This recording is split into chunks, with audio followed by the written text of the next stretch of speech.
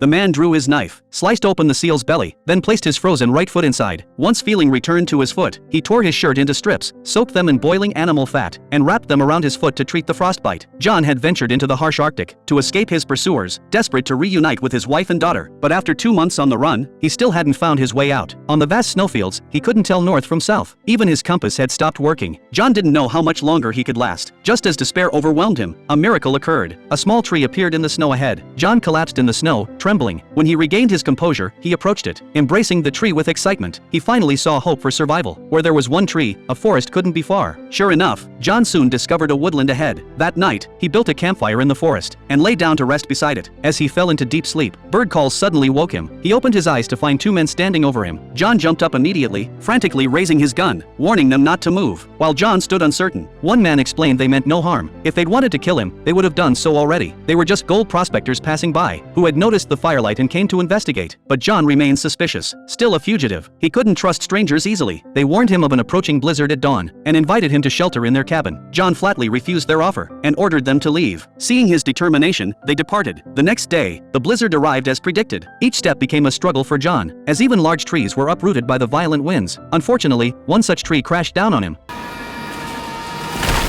Luckily, the 2 men from the night before found him. They rescued John and traveled together, eventually boarding a wooden raft to float downstream. Just as they were celebrating their progress, turbulent rapids appeared ahead. The raft careened out of control in the rushing current. One man accidentally fell into the river, striking his head against a rock. John jumped in to rescue him, while the other companion suddenly steered the raft away, abandoning them. Miraculously, they were washed ashore, narrowly escaping death. Both men lay on the rocks, gasping for air. Meanwhile, the man's companion returned to the cabin. He quickly located the man's gold and planned to keep it all for himself. By nightfall, the exhausted pair made it back to the cabin. The man immediately checked his pack. Though he noticed something amiss, he said nothing. When his companion wasn't looking, he shot him dead.